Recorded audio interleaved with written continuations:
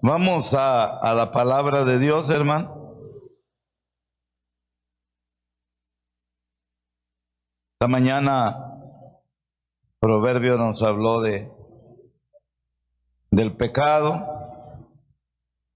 Tenemos un estudio de la doctrina que se llama martiología, que es la doctrina del pecado. Y quiero terminar yo esta tarde hablando una vez más de las consecuencias del pecado. Quiero que vayamos segundo libro de Samuel, capítulo 12. Segundo libro de Samuel, capítulo número 12. Cuando lo haya encontrado, le voy a invitar a que nos pongamos en pie y vamos a leer la palabra del Señor. Segundo libro de Samuel, capítulo 12. Vamos a leer versículos del 1 al 15. Un poquito estuvimos leyendo esto en la mañana, ¿verdad? Un poquito estuvimos leyendo esto en la mañana y vamos a cerrar, vamos a terminar. Quiero que le pongamos atención a la palabra de Dios. La palabra del Señor se lee el nombre del Padre, del Hijo y del Espíritu Santo. Y dice así: Jehová envió a Natán a David, y viniendo a él, le dijo: había dos hombres en una ciudad, el uno rico y el otro pobre. El rico tenía numerosas ovejas y vacas, pero el pobre no tenía más que una sola corderita, que él había comprado y criado, y que había crecido con él y con sus hijos juntamente, comiendo de su bocado y bebiendo de su vaso y durmiendo en su seno, y la tenía como a una hija. Y vino uno de camino al hombre rico, y éste no quiso tomar de sus ovejas y de sus vacas para guisar para el caminante que había venido a él, sino que tomó la oveja de aquel hombre pobre y la preparó para aquel que había venido a él. 5. Entonces se encendió el furor de David en gran manera contra aquel hombre, y dijo a Natán: vive Jehová, que el que tal hizo es digno de muerte, y debe pagar la cordera con 4 tantos, porque hizo tal cosa y no tuvo misericordia. 7. Entonces dijo Natán a David: tú eres aquel hombre. Así ha dicho Jehová Dios de Israel: yo te ungí por rey sobre Israel, y te libré de la mano de Saúl, y te di la casa de tu señor y las mujeres de tu señor en tu seno. Además te di la casa de Israel y de Judá. Y si esto fuera poco, te habría añadido mucho más.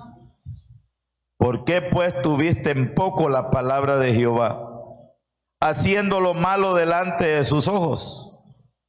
A Urías Heteo heriste a espada, y tomaste por mujer a su mujer, y a él lo mataste con la espada de los hijos de Amón.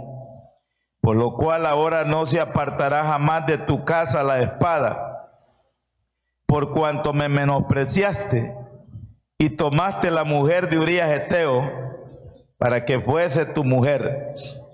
Así ha dicho Jehová: he aquí yo haré levantar el mal sobre ti de tu misma casa, y tomaré tus mujeres delante de tus ojos, y las daré a tu prójimo, el cual yacerá con tus mujeres a la vista del sol. Porque tú lo hiciste en secreto, mas yo haré esto delante de todo Israel y a pleno sol. 13. Entonces, o sea, esa palabra entonces siempre se le ha dicho yo que es después de. Entonces dijo David a Natán: pequé contra Jehová. Y Natán dijo a David: también Jehová ha redimido tu pecado, no morirás. Mas por cuanto con este asunto hiciste blasfemar a los enemigos de Jehová, el hijo que te ha nacido ciertamente morirá.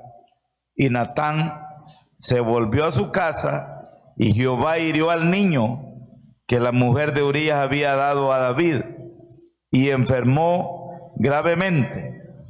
Entonces David rogó a Dios por el niño, y ayunó David, y entró y pasó la noche acostado en tierra. Y se levantaron los ancianos de su casa y fueron a él para hacerlo levantar de la tierra, mas él no quiso ni comió con ellos pan. Y al séptimo día murió el niño, y temían los siervos de David hacerle saber que el niño había muerto, diciendo: si cuando el niño aún vivía le hablábamos y no quería oír nuestra voz, cuánto más se afligirá si le decimos que el niño ha muerto. Vamos a orar. Padre Santo, le damos infinitas gracias por su presencia, por su poder y por su amor. Que su Santo Espíritu sea el que tome el control completo en nuestras vidas y nos regale su favor y nos regale su bendición. Ayúdenos, Padre lindo, a poder estar de pie, a poder estar firmes, que lo honremos, que lo alabemos, que lo exaltemos, que le entreguemos el honor, la gloria y la honra a usted. Que su Santo Espíritu sea tomando el control completo de nuestras vidas y regalándonos su favor y regalándonos su bendición. Háblenos, por favor, a nuestro corazón. Se lo suplicamos en el nombre de Jesús. Amén y amén. Podemos tomar asiento, amados hermanos. Les suplico en el nombre de Dios que me regale un momentito de su atención. Son temas que en la iglesia, amados hermanos, poco se predican. O sea, y no porque no sea necesario hacerlo, sino porque muchas veces, ¿verdad?, nos dedicamos a hablar más de las bendiciones, hablar más de lo bueno de Dios y de todo lo demás. Pero realmente es interesante, es importante y es necesario, amados hermanos, que en la iglesia se predique también y se hable también del pecado. Durante unos domingos por la mañana hemos estado estudiando la doctrina del pecado. La doctrina del pecado se llama la amartiología, ¿verdad? Y la amartiología habla de qué es el pecado, cómo llegó el pecado, cómo se originó el pecado, cómo nació el pecado, dónde nació el pecado y las consecuencias del pecado. Por cierto, hoy por la mañana estábamos hablando todavía de este evento del rey David y nos conjugó todo, que también el Proverbio 7, que ahora es día 7, nos habla de las acechanzas de la mujer ramera y igual de las consecuencias que el pecado trae. Hermanos, es de mucha importancia, por favor, póngame atención, es de mucha importancia porque el enemigo, Satanás, el diablo, trata y lucha por todos los medios habidos y por haber, lucha para tratar de convencernos. El enemigo trata de convencerlo a usted que es cristiano, que conoce la palabra, que sabe la palabra. Él trata de convencernos que el pecado no traerá consecuencias drásticas a nuestra vida. O sea, siempre decimos esto y quiero volverlo a repetir. Todo pecado que cometamos todo pecado que hagamos, que practiquemos, si usted le pide perdón a Dios, Dios nos va a perdonar. No importa lo que sea, Dios tiene poder, tiene capacidad. La sangre de nuestro Señor Jesucristo tiene poder para perdonarnos cualquier pecado que usted cometa. O sea, si alguien viene y le enseña a usted que el pecado no puede ser perdonado, está equivocado. No es cierto. La Biblia, la palabra de Dios, enseña que el pecado tiene perdón. Ahora, el pecado tiene perdón delante de Dios, nosotros quedamos perdonados, no hay problema, pero, óigame bien, hermano, pero las consecuencias de ese desvarío, las consecuencias de esa decisión incorrecta, las consecuencias de ese pecado, las viviremos, hermanos, las viviremos en carne propia. ¿Me están oyendo? Las viviremos. Es imposible que las consecuencias no las vivamos. Las consecuencias vendrán a su vida, vendrán a su hogar, vendrán a su familia. Las consecuencias vendrán a mi vida, siempre y cuando usted y yo empecemos a pecar, empecemos a cometer pecado. Le digo yo esto porque, lo repito, el enemigo es especialista en tratar de convencerlo a usted, en tratar de convencer al cristiano, en tratar de convencer al Hijo de Dios. No te va a pasar nada, no te va a suceder nada, eso no es problema, eso se puede hacer. Eso, mire, Satanás, la víbora, agarró a Eva y agarró a Adán, y ellos dijeron: Dios ha dicho que si comiéramos del fruto de ese árbol vamos a morir. No morirán, no morirán, no les va a pasar nada, no hay problema. Se puede hacer, hermano. Mucho cristiano, mucho hijo de Dios vive mal, no tiene la bendición que debería tener, no tiene la paz de Dios, no tiene la tranquilidad, no tiene el gozo. Una de las causantes de perder el gozo en el cristiano es el pecado. Muchos cristianos no viven la vida cristiana en su esplendor por el pecado. Porque les gusta pecar, porque no quieren alejarse del pecado.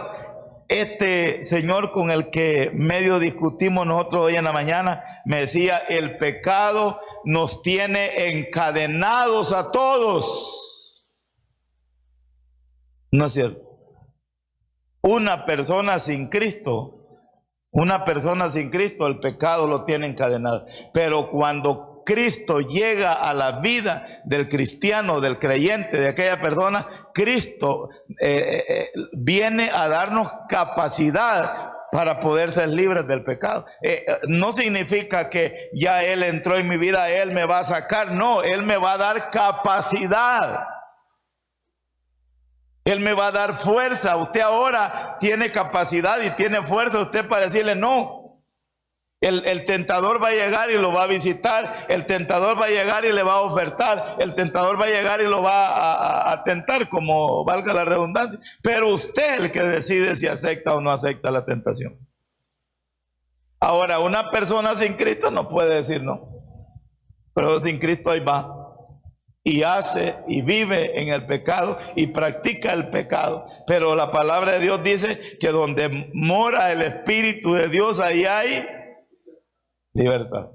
Entonces, amados hermanos, el Espíritu Santo, al venir a cada uno de nosotros, nos da esa capacidad para ser libres, para poder decir no, para poder escapar, para poder huir, para poder separarnos de todo aquello pecaminoso. La palabra de Dios afirma en Gálatas, dice que todo lo que el hombre siembra, eso cosecha. Y esa es una ley natural.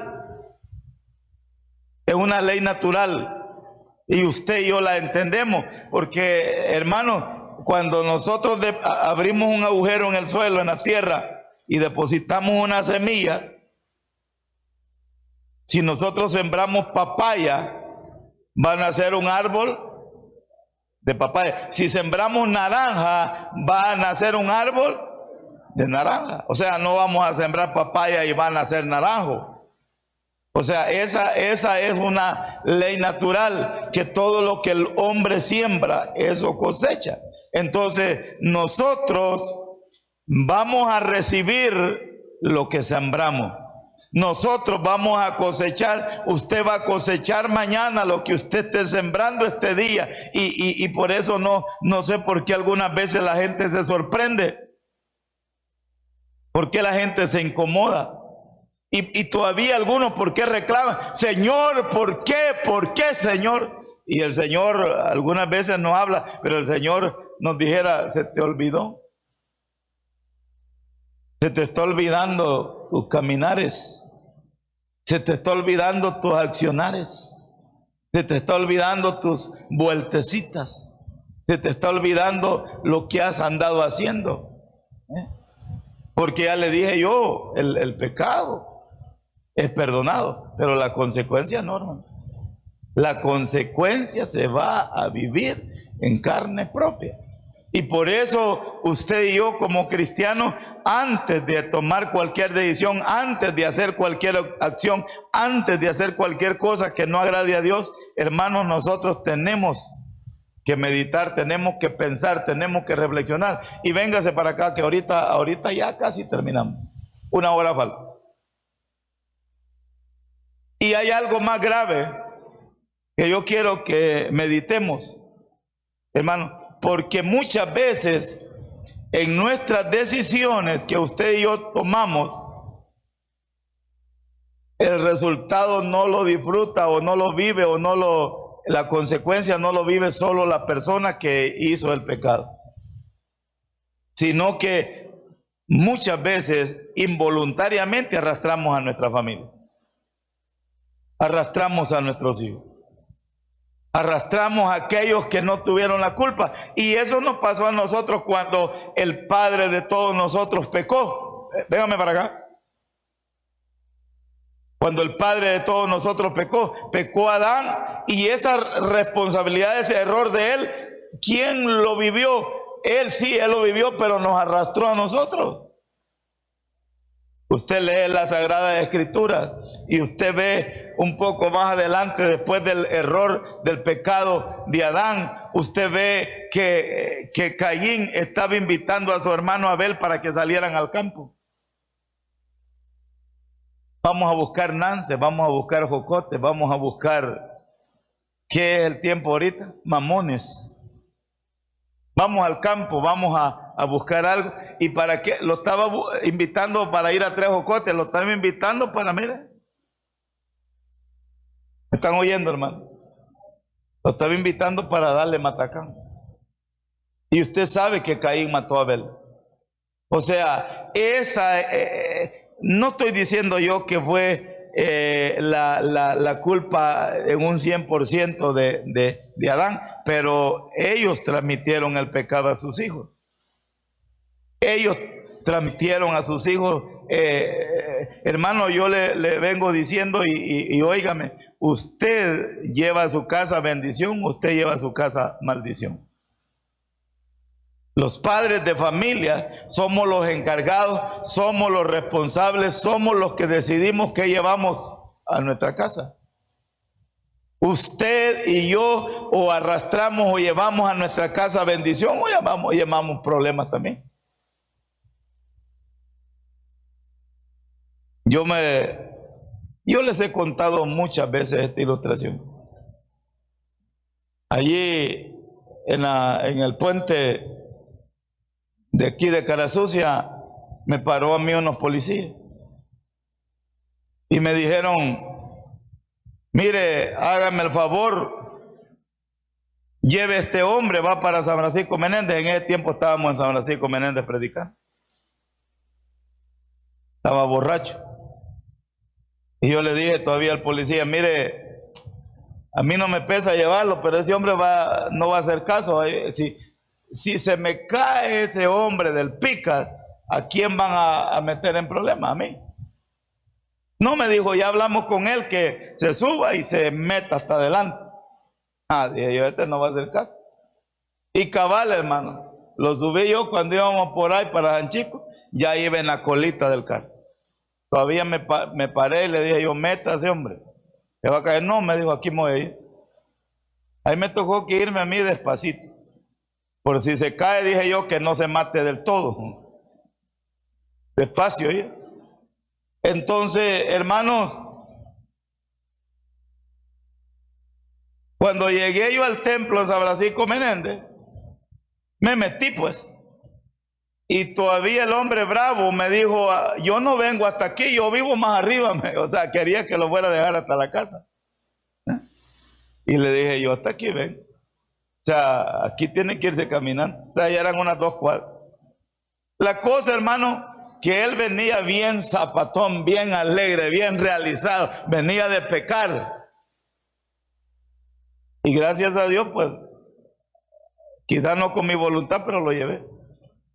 Y hermano, pasó la cosa. Y nunca había acontecido eso, nunca había sucedido. El siguiente día temprano, ¿saber por qué? Llega la esposa a buscarme. Ay, dije yo, saber qué lío me metía. Y me dice, ella no sabía que yo le había dado ray la noche anterior. Y me dice, hágame un favor, hermano pastor. Hágame un favor, hermano pastor. Ella no era cristiana ni nada que se parezca, y tampoco el problema no era ese. Y me dijo, présteme $200. Y yo le digo yo, hermano, si yo estoy necesitando que usted me los preste, pues. Yo estoy necesitando, yo también lo necesito. Y ¿sabe cuál es el problema? Me dijo. ¿Cuál? Le dije yo. A mi esposo ayer venía de trabajar y lo asaltaron los ladrones en el camino, y cuando llegó a la casa no traía 5. Hermanos, y yo mismo lo había llevado bien borracho en la noche. No fue el ladrón el que lo asaltó. Fue una mujer que lo asaltó, que se llama Cerveza. Amén, hermano, ¿está conmigo? Esa mujer lo asaltó y hasta que ya no tenía más, dejó de tomar. Ahora, ¿qué le estoy hablando? El pecado de ese papá, ¿a quién arrastra? A la esposa. Tiene que andar pidiendo prestado. Con seguridad se van a echar, no una semana, se van a echar una quincena, si le va bien, comiendo frijolito toda la semana con tortillas, si le va bien, porque esta mujer va a tener que ir a la tienda a ver si le dan fiado. Entonces, ¿qué le estoy diciendo yo? Las consecuencias de los pecados antes de tomar cualquier decisión, antes de hacer, antes de ir, antes de comprar, antes de vender, antes de decir sí, antes de decir voy, antes de decir me meto. Tenemos que pensar, porque las decisiones no nos van a afectar solo a los pecadores, los pecados van a afectar a nuestros hijos. Van a afectar nuestras generaciones. Hermano, yo sé que lo que estoy diciendo no nos gusta, pero óigame, usted y yo somos los modelos de nuestros hijos. Somos el ejemplo de nuestros hijos.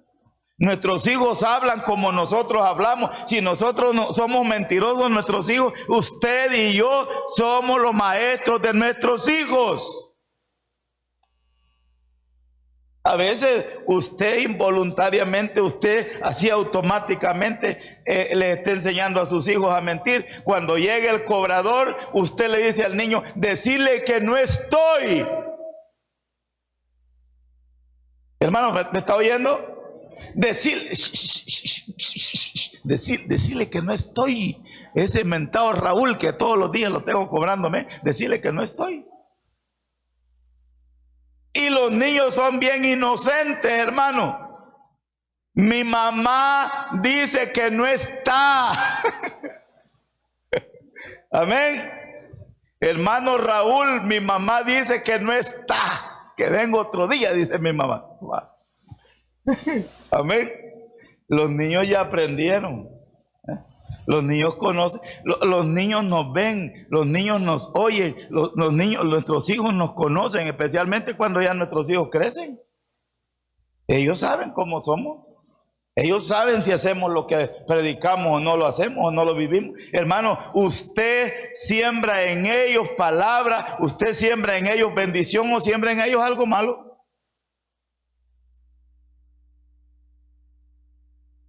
Ellos lo están viendo. A veces uno piensa que no, nuestros hijos nos están viendo. Nuestros hijos nos conocen. Nuestros hijos nos oyen. Nuestros hijos saben cómo somos. Y por eso tenemos un compromiso bien grande y tenemos una responsabilidad bien grande. Ay, perdone que le he dado bastante vuelta, ya nos queda poco tiempo. David, el rey David, hoy en la mañana estuvimos hablando, ya no vamos a hablar del pecado que él cometió porque ya no tenemos tiempo. David cometió un pecado, tomó una decisión, David no pensó, David no reflexionó, David no meditó, David accionó y después... No sé si hasta después pensó.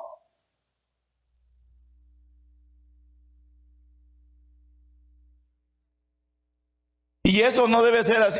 No debe ser así. No, hermano, por favor, en el nombre de Dios, no dejemos que un impulso nos robe la bendición, un error nos robe la bendición, porque todo iba, mire, hermano, véngame para acá, el reinado de David estaba en su esplendor. Iba bien todo. Es más, y ese es un error que se comete cuando todo va bien. Ya no hay necesidad, ya no tengo que ir yo a la guerra, puedo mandar a mi gente sola y que vayan ellos. Allí comenzó el error de David.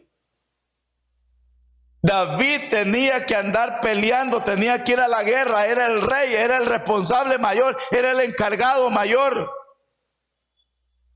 Pero David dijo, no, hay que se vayan ellos tienen capacidad, son buenos, son excelentes, sí, son buenos, son excelentes, pero él tenía que andar allá. Por eso la palabra de Dios dice que en el tiempo que salen los reyes a la guerra, si David se hubiera ido a la guerra, si David hubiera ido a pelear, no le pasa lo que le pasó.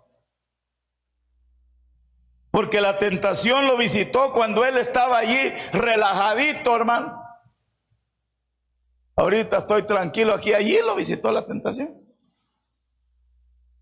Y cometió un error que usted ya lo conoce porque lo hemos predicado mucho. Se acostó con la mujer llamada Betsabé, que no era su esposa, sino que era la esposa de uno de los guerreros, de uno de los soldados de él. La mandó a llamar y ella obediente vino a él y él se acostó con ella y le embarazó. Y después que le embarazó, él dijo, no, todo está tranquilo, todo está bien, yo ya sé cómo manejar esto. Y mandó a llamar al marido de ella que andaba en la guerra para que se acostara con ella y dijeran que el niño era de él. Y el hombre fue tan fiel que vino de la batalla, vino a la guerra y no entró a dormir con la esposa. Se quedó durmiendo afuera. No entró. Y le fueron a avisar al rey. Fíjate que Urías no entró y lo volvió a llamar la siguiente noche y lo emborrachó en su casa. Él lo emborrachó, el hombre de Dios, David lo emborrachó y lo mandó borracho para su casa y aún así no entró. Entonces, como Urías Eteo no entró, entonces David, hermano, escribió una carta para el general allá donde estaban peleando y le dijo, por favor, cuando llegue el portador de esta carta, pónmelo en lo más duro de la batalla para que lo maten. Y lo mataron. Y le llevaron la noticia al rey, el señor rey, Urías murió. Vaya, qué descanso, qué tranquilidad. Aquí hoy sí ya puedo dormir tranquilo porque ya se acabó el problema. Una vez muerto Urías Eteo, él redime a la viuda y se la trae a dormir con él en la casa. No hay problema, legalmente. Hermanos, el problema es que dice la Sagrada Escritura que eso no le agradó a Jehová. Eso no le agradó a Jehová. Y pasados los días, viene a visitar al rey David un señor llamado Natán.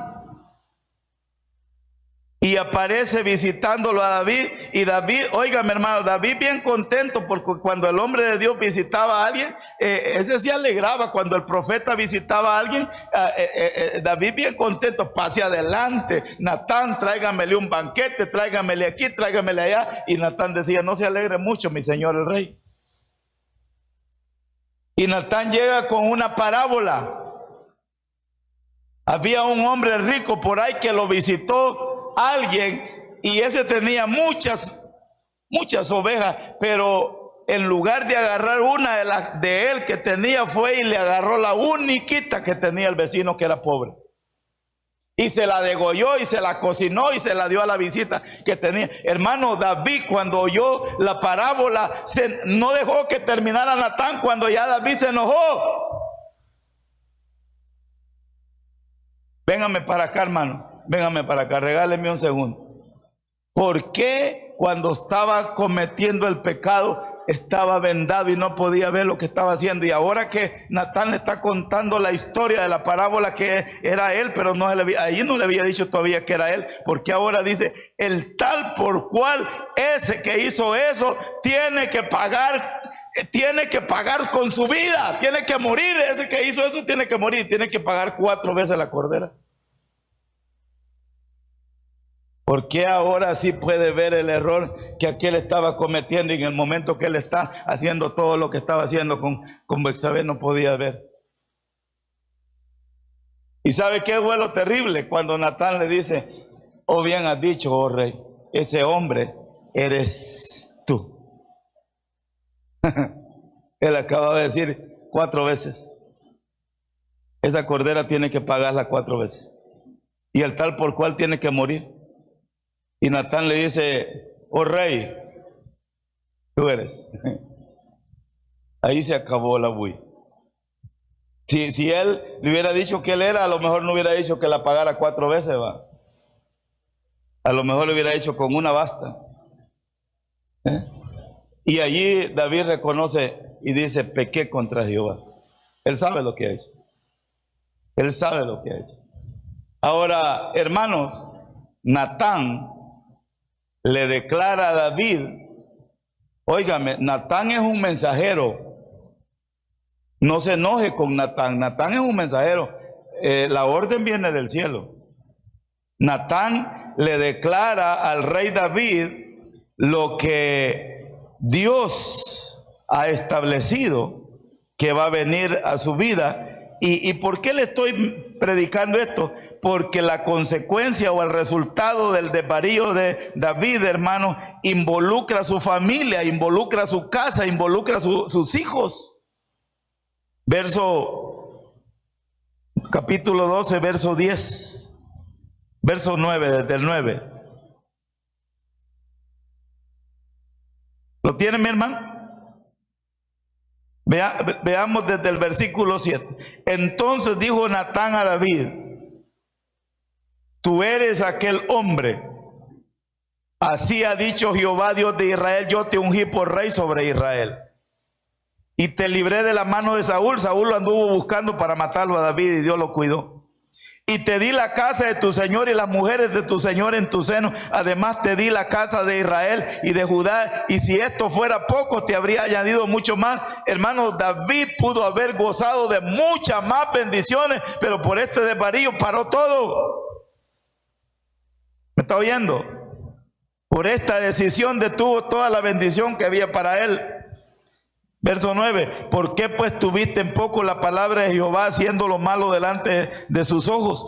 Oiga, a Urías Eteo heriste a espada y tomaste por mujer a su mujer, y a él lo mataste con la espada de los hijos de Amón. 10, por lo cual ahora no se apartará jamás de tu casa. Póngame atención. Por lo cual ahora no se apartará jamás de tu casa la espada, por cuanto me menospreciaste y tomaste la mujer de Urías Eteo para que fuese tu mujer. O sea, ¿cuál es uno de los castigos? Por lo cual ahora no se apartará jamás de tu casa la espada.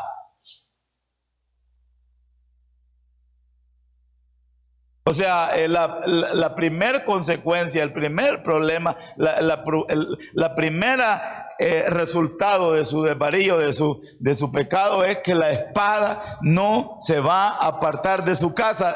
Su casa son sus hijos. Por eso le dije yo, el problema, el resultado vino sobre sus hijos. Y leamos un poquito más.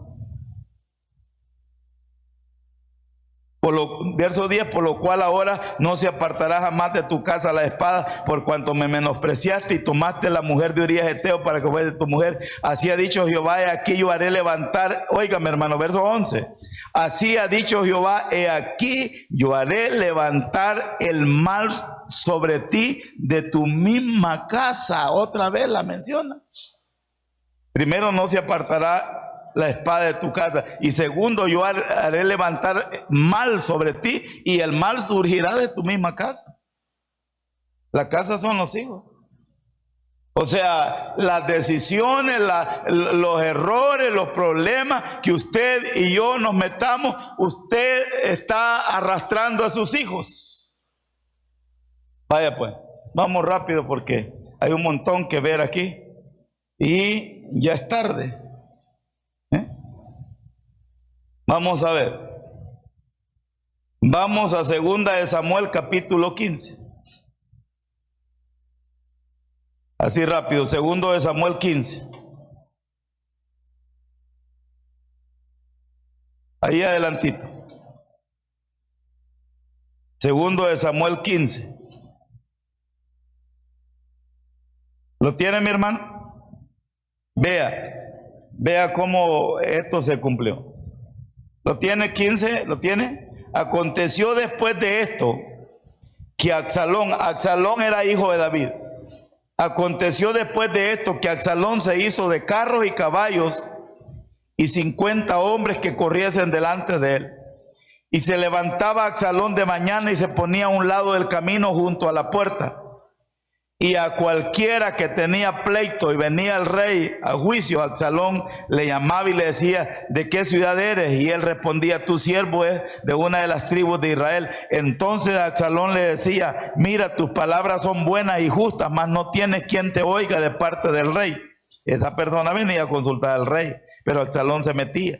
Y decía Absalón, ¿quién me pusiere por juez en la tierra para que viniesen a mí todos los que tienen pleito o negocio, que yo les haría justicia? Y acontecía que cuando alguno se acercaba para inclinarse a él, él extendía la mano y lo tomaba y lo besaba. De esta manera hacía con todos los israelitas que venían al rey a juicio, y así robaba a Absalón el corazón de los de Israel. Al cabo de 4 años aconteció que Absalón dijo al rey, yo te ruego, me permitas que vaya a Hebrón a pagar mi voto que he prometido a Jehová. Porque tu siervo hizo voto cuando estaba en Jesús en Siria, diciendo, si Jehová me hiciere volver a Jerusalén, yo serviré a Jehová. Y el rey le dijo, ve en paz. Y él se levantó y fue a Hebrón. Entonces envió a Absalón mensajero por todas las tribus de Israel, diciendo, cuando oigáis el sonido de la trompeta, diréis, Absalón reina en Hebrón. Y fueron con Absalón 200 hombres de Jerusalén, convidados por él, los cuales iban en su sencillez sin saber nada. Y mientras Absalón ofrecía los sacrificios, llamó a Ahitofel Gilonita, consejero de David de su ciudad de Gilo, y la conspiración se hizo poderosa y aumentaba el pueblo que seguía a Absalón. Y un mensajero vino a David diciendo, el corazón de todo Israel se va tras Absalón. Entonces David dijo a todos sus siervos que estaban con él en Jerusalén, levantaos y huyamos, porque no podremos escapar delante de Absalón. Daos prisa a partir, no sea que apresurándose él nos alcance y arroje el mal sobre nosotros y hiera la ciudad a filo de espada. Y los siervos del rey dijeron al rey, he aquí tus siervos están listos a todo lo que nuestro señor rey decida. El rey entonces salió con toda su familia en pos de él, y dejó el rey 10 mujeres concubinas para que guardasen la casa. Salió pues el rey con todo el pueblo que le seguía, y se detuvieron en un lugar distante, y todos sus siervos pasaban a su lado con todos los cereteos y peleteos y todos los geteos, 600 hombres que habían venido a pie desde Gat, iban delante del rey. Y dijo el rey a Itai geteo: ¿para qué vienes tú también con nosotros? Vuélvete y quédate con el rey, porque tú eres extranjero y desterrado también de tu lugar. Hermanos, lo primero que le pasó a David es que su hijo Absalón se rebeló, se apartó y trató de quitarle el reinado. La gente lo empezó a seguir a él. Por supuesto que Dios estaba permitiendo todo esto para juzgar a David por la decisión que él había tomado. Y hubo un momento que su hijo Absalón lo anduvo persiguiendo a David para matarlo, para quitarle la vida. Y esto fue horrible, esto fue tremendo, esto trajo una consecuencia enorme. No le puedo leer todos los eventos, hermanos. Parte de lo que Natán le dijo es que este mismo hijo de él, llamado Absalón, le iba a violar a todas sus mujeres en la plaza pública a la luz del día. Y eso sucedió. Capítulo 16, versículo 20 por ahí, de segundo libro de Samuel, ¿verdad? Absalón le violó a todas sus mujeres del rey David a la luz del día. Pero veamos aquí otro evento más. Y le dijo a David: yo haré levantar el mal sobre ti y tu misma casa. Esto es lo que estaba sucediendo. Veamos segundo de Samuel un poquito atrás, capítulo 13. Capítulo 13.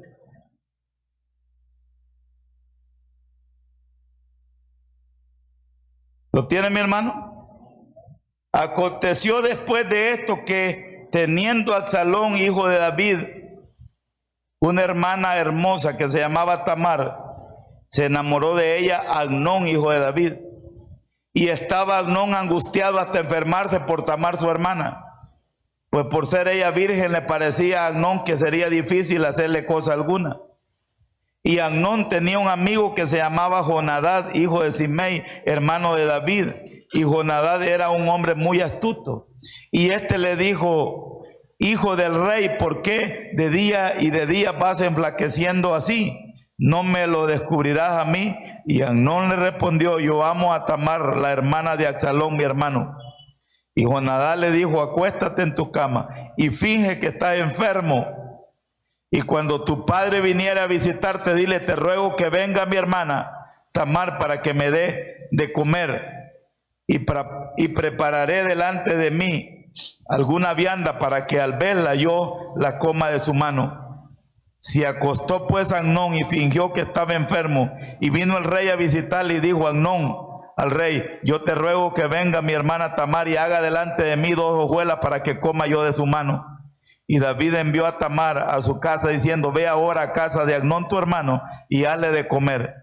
Y fue Tamar a casa de su hermano Amnón, el cual estaba acostado, y tomó harina y amasó e hizo hojuelas delante de él y la coció.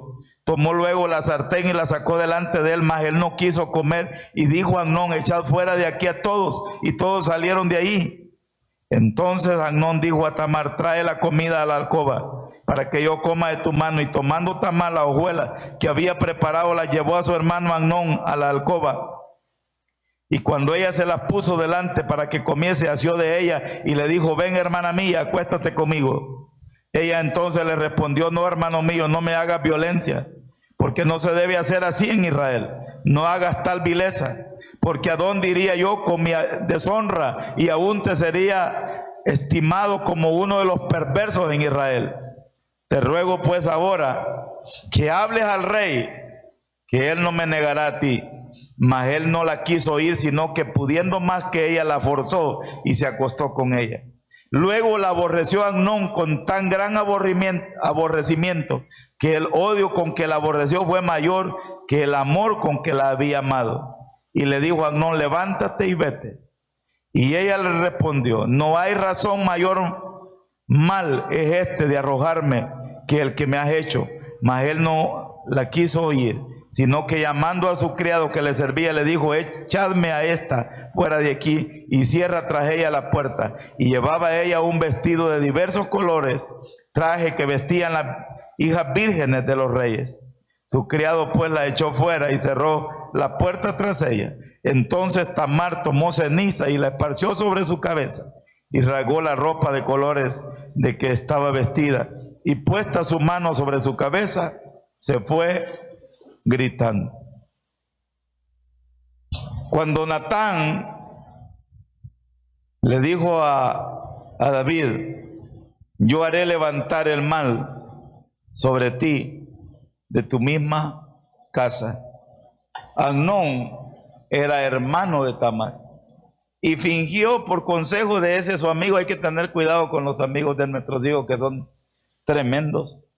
Por consejo de su amigo fingió enfermo y el rey le mandó a su hija Tamar para que lo fuera a visitar, y cuando ella llegó, él la violó solo por hacerle el daño, y luego que ya la había violado, la corrió de la casa. O sea, hermanos, su hijo Absalón se rebeló y lo empezó a perseguir. Su hijo Amnón violó a su otra hija llamada Tamar. O sea, de su misma casa empezó todo el problema. Allí donde estamos, segundo de Samuel 13:23. 13:23.